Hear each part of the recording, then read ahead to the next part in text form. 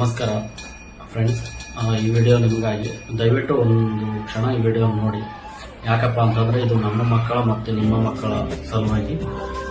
ಈಗಾಗಲೇ ಶಾಲೆಗಳು ಪ್ರಾರಂಭವಾಗಿದೆ.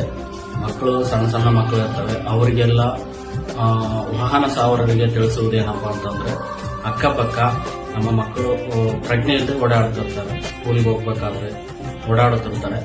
ಅವರಿಗೆ ಟ್ರಾಫಿಕ್ ಪ್ರಜ್ಞೆ ಗೊತ್ತಿರೋದಿಲ್ಲ, ಟ್ರಾಫಿಕ್ ನಿಯಮಗಳು ಗೊತ್ತಿರೋದ್ರಿಲ್ಲ. ಆದ ಕಾರಣ ತಿಳಿಸುವುದೇನೆಂದ್ರೆ, ಅವರು ರಸ್ತೆ ಮಧ್ಯೆ ಆಟ ಆಡುತ್ತಾ ರಸ್ತೆಗಳು ದಾಟ್ತಾ ಇರ್ತಾರೆ. ಆಮೇಲೆ ಮತ್ತೆ ರಸ್ತೆ ಅಕ್ಕಪಕ್ಕಗಳು ಗಾಡಿಗಳನ್ನು ನೋಡ್ದೇನೆ ಬರ್ತಾ ಇರ್ತಾರೆ. ದಯವಿಟ್ಟು ವಾಹನ ಸವಾರರು ಎಚ್ಚೆತ್ಕೋಬೇಕು. ಈಗಾಗಲೇ ಮಳೆ ಕೂಡ ತುಂಬಾ ಜೋರಾಗಿ ಬರ್ತಾ ಇದೆ. ರೋಡ್ ಮಧ್ಯಗಳೆಲ್ಲ ನೀರುಗಳಿರುತ್ತವೆ.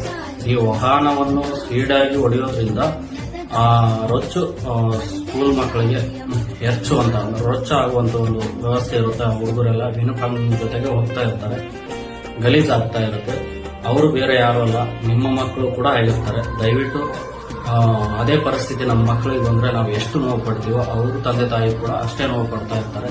ದಯವಿಟ್ಟು ವಿದ್ಯಾರ್ಥಿಗಳಿಗೆ ಯಾವುದೇ ರೀತಿ ತೊಂದರೆ ಆಗದೇ ಇರೋ ಹಾಗೆ ವಾಹನಗಳನ್ನು ಚಲಾಯಿಸಬೇಕು. ಯಾಕಂದ್ರೆ ಅವರಿಗೆ ಟ್ರಾಫಿಕ್ ನಿಯಮಗಳ ಪ್ರಜ್ಞೆ ಇರೋದಿಲ್ಲ, ಗೊತ್ತಿರೋದಿಲ್ಲ. ಆದ ಕಾರಣ ಅವರು ನಿಮ್ಮ ಮಕ್ಕಳು ಅಂತ ತಿಳ್ಕೊಂಡು ಎಲ್ಲಾದ್ರೂ ಸ್ಕೂಲ್ ಮಕ್ಕಳು ಕಂಡ್ರೆ ದಾರಿ ಮಧ್ಯೆ ಬರ್ತಾ ಇದ್ರೆ ವಾಹನವನ್ನು ಆದಷ್ಟು ಸ್ಲೋ ಆಗಿ ಓಡಿಸುವಂತ ಒಂದು ವ್ಯವಸ್ಥೆನ ಮಾಡಬೇಕು.